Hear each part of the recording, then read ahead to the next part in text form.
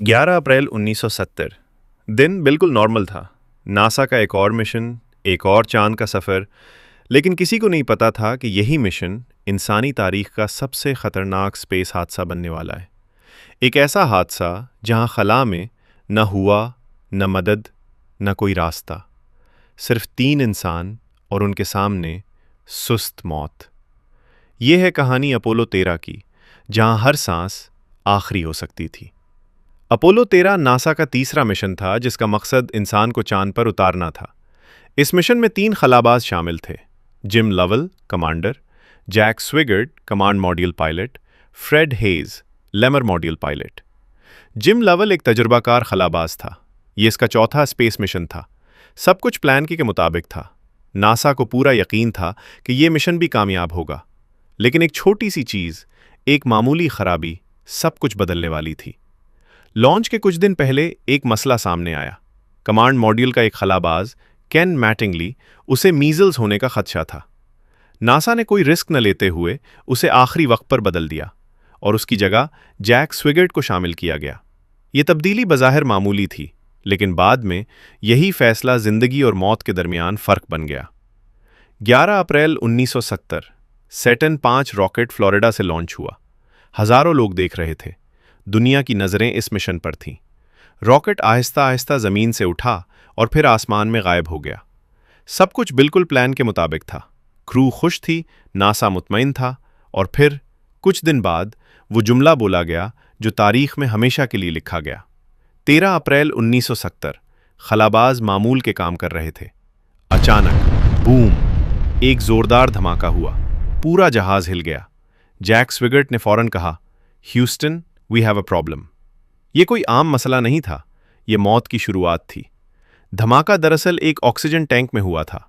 ये टैंक फट गया और उसके साथ ही दूसरा टैंक भी खराब हो गया। अब मसला ये था, जहाज में ऑक्सीजन कम हो रही थी, बिजली खत्म हो रही थी, सिस्टम्स बंद हो रहे थे, और सबसे खतरनाक बात, वो चांद पर नहीं जा सकते थे और ना ही सीधा वापस जमीन आ सकते थे। वो खला में फंस चुके थे। अब खलाबाजों के पास सिर्फ चंद घंटों की ऑक्सीजन बची थी। नासा के साइंसदान जमीन पर बैठे हिसाब लगा रहे थे। अगर कुछ न किया गया तो ये तीनों खला में ही मर जाएंगे। कोई रेस्क्यू नहीं, कोई मदद नहीं, सिर्फ एक मौका, और वो भी बहुत मुश्किल। नासा ने फौरी एक प्लान बनाया।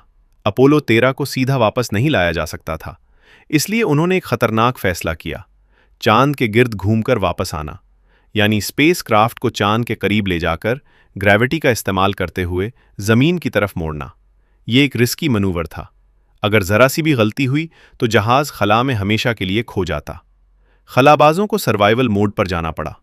बिजली बचाने के लिए सिस्टम्स बंद कर दिए गए, हीटर बंद कर दिया गया, पानी महदूद कर दिया गया। जहाज के अंदर टेम्परेचर तकरीबन फ्रीजिंग हो गया। वो कांप रहे थे, कमज़ोर हो रहे थे, और हर लम्हा मौत करीब आ रही थी। अब एक और मसला सामने आया।